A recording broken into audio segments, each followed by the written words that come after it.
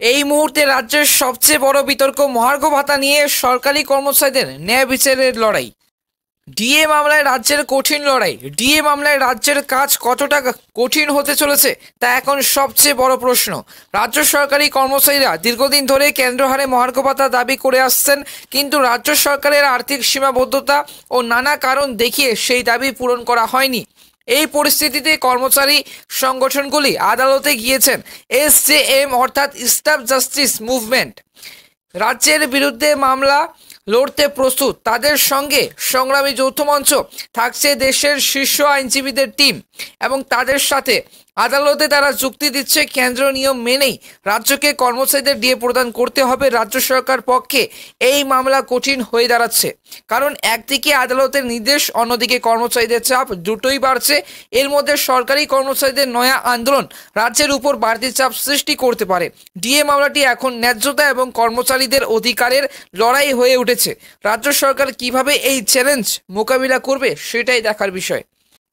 DA মামলায় রাজ্যের কাজ কঠিন হবে। সরকারি কর্মীদের নয়া চাল কি চাপ বাড়াবে? রাজ্য সরকারের বিরুদ্ধে কেন্দ্র সরকারি কর্মচারীদের তুলনায় তাদের মহার্ঘ ভাতা এবং ডিএনএস অ্যালাউন্স বা ডিএর যে হারে, এই যে বড়সড় পার্থক্যের অভিযোগ দীর্ঘদিন ধরেই বিদ্যমান। এই ইস্যুতে বিভিন্ন সময় সরকারি কর্মচারী সংগঠনগুলো প্রতিবাদ জানালেও বিষয়টি আদালতে গড়ায়। এখন প্রশ্ন উঠছে, ডিএ মামলায় রাজ্যের কাজ আদৌ কতটা সহজ হবে, এবং কর্মচারীদের নয়া চাল কি এই মামলায় রাজ্য সরকার উপরে চাপ আরো বাড়াবে? এই মুহূর্তে পরিস্থিতি যে রাজ্য সরকারের পক্ষে খুব চ্যালেঞ্জিং তা অনেকটাই কিন্তু স্পষ্ট। মামলায় যুক্ত হয়েছে এসজেএম এবং স্টাফ জাস্টিস মুভমেন্ট, যারা কর্মচারীদের স্বার্থে এই যে সর্বোচ্চ প্রচেষ্টা চালাচ্ছে। তাদের দাবি কেন্দ্রের নিয়ম মেনে রাজ্যের কর্মচারীদের ডিএ পরিশোধ করতে হবে, এবং স্পষ্টভাবেই বলা যায় কেন্দ্র হারে ডিএ দাবিতে তারা কিন্তু আন্দোলন করছেন। তবে ডিএ এবং কেন এই বিতর্ক, এবং ডিএ কি এবং কেন এই বিতর্ক হলো? তবে ডিএ হলো একটি ক্ষতিপূরণ যা সরকারি কর্মচারীদের মূল্যস্ফীতি থেকে সুরক্ষিত রাখার জন্য দেওয়া হয়। এটি মূলত তাদের বেতন ও পেনশনের সঙ্গে যুক্ত হয় এবং মূল্যস্ফীতির হারে বৃদ্ধি পায়। কেন্দ্রীয় ও রাজ্য সরকারি কর্মচারীদের যে এই যে ডিএ প্রদান, এই যে পদ্ধতি ভিন্ন, যা বিতর্কের মূল কারণ। কেন্দ্রীয় কর্মচারীরা বাজারে কিন্তু মূল্যস্ফীতির সঙ্গে সামঞ্জস্য রেখে নিয়মিতভাবে ডিএ পান, তবে রাজ্য সরকারি কর্মচারীদের ক্ষেত্রে এই হারে দীর্ঘদিন ধরে বড় ফারাক কিন্তু দেখা গিয়েছে। তাদের দাবি কেন্দ্র হারে ডিএ না দেওয়ার তাদের প্রতি অন্যায়। তবে ডিএ মামলায় রাজ্যের কঠিন অবস্থান। সরকারি কর্মচারীদের ডিএ মামলায় রাজ্যের অবস্থান বরাবরই কিন্তু দুর্বল ছিল। একদিকে কর্মচারী সংগঠনগুলোর কর্মবর্ধমান চাপ, অন্যদিকে আদালতের কড়া পর্যবেক্ষণ।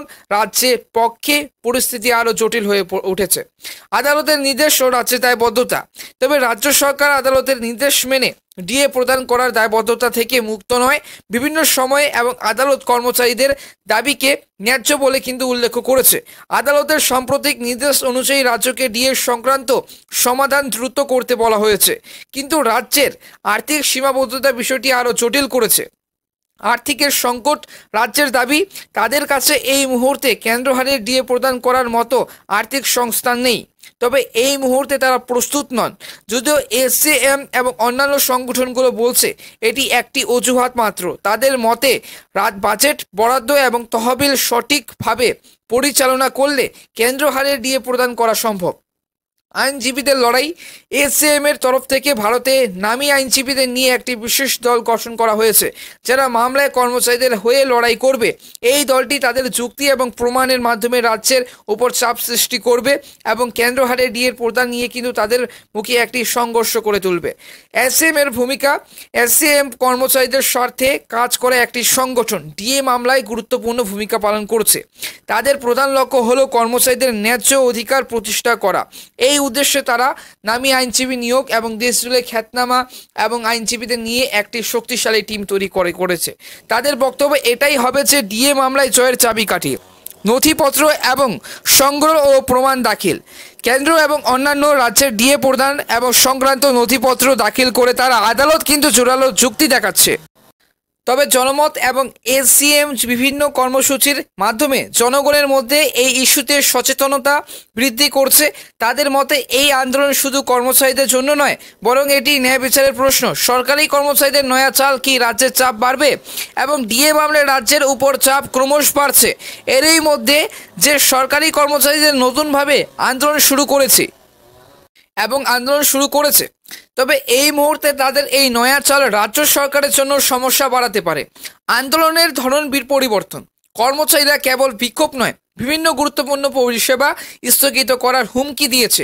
যদি এটি কার্যকর হয় তবে সাধারণ মানুষের উপর তার বিরূপ প্রভাব পড়বে। এর ফলে রাজ্য সরকার জনগণের বিরাগ ভাজন হতে পারে। কর্মচারীর সংখ্যা বৃদ্ধিতে শুধু কর্মচারীরাই নয়, অন্যান্য সংশ্লিষ্ট বিভাগ থেকে এবং জনগণরাও কিন্তু সেই জনগণরা, তবে তার থেকে বিভাগ থেকে মানে অন্যান্য সংশ্লিষ্ট বিভাগ থেকেও কর্মচারীরা এই আন্দোলনে যোগ দিচ্ছে। এর ফলে আন্দোলনের পরিধি ও গুরুত্ব আরও বাড়ছে। জনপ্রতিনিধির সঙ্গে সংঘাত, কর্মচারীরা সরাসরি জনপ্রতিনিধিদের সঙ্গে যোগাযোগ করে তাদের সমর্থন চাচ্ছে। যদি এটি সফল হয় তবে রাজ্যের যে উপর রাজনৈতিক চাপও কিন্তু বৃদ্ধি পাবে। সরকারের বিকল্প কৌশল কি হতে পারে, এবং এই যে রাজ্য সরকার কর্মচারী সংগঠনগুলোর সঙ্গে আলোচনা করে একটি মধ্যস্থ সমাধানে পৌঁছাতে পারে। তবে কেন্দ্র হারে দিয়ে একেবারে না দিয়ে ধাপে ধাপে বাড়ানো হতে পারে। এতে আর্থিক কিন্তু চাপ কিছুটা কমবে রাজ্যের তরফ থেকে। তবে কোনো নিরপেক্ষ সংস্থাকে বিষয়টি সমাধানের দায়িত্ব দিয়ে আদালতের নির্দেশ মেনে সমাধানের চেষ্টা করা যেতে পারে। জনগণের এই যে সচেতনতা, রাজ্য সরকার তাদের আর্থিক সীমাবদ্ধতা এবং ডিএ বৃদ্ধি যে সংক্রান্ত চ্যালেঞ্জগুলি জনগণের কাছে খোলাখুলিভাবে তুলে ধরতে পারে। ডিএ মামলায় রাজ্য সরকারের যে কাজ যে সহজ নয় তা একেবারেই স্পষ্ট। এসজেএম এর মতো সংগঠন এবং কর্মচারীদের নয়া চাল রাজ্যের উপর চাপও কিন্তু সে আরও বাড়িয়েছে। তবে সঠিক কৌশল এবং কার্যকরী পদক্ষেপের মাধ্যমে এই সংকট থেকে বেরিয়ে আসতে পারে।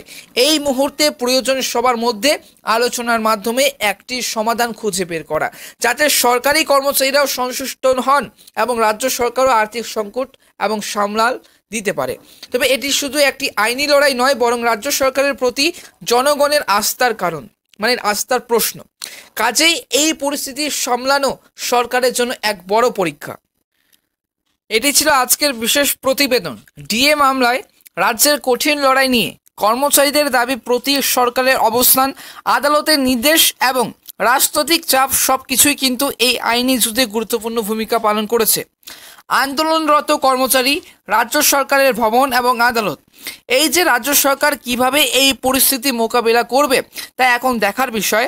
আমাদের কাছে এবং আরও বিস্তারিত তথ্য রয়েছে যা আমরা শীঘ্রই কিন্তু আপনাদের কাছে তুলে ধরব। তবে এটাই ছিল ভারত এক্সক্লুসিভের আজকের বিশেষ প্রতিবেদন।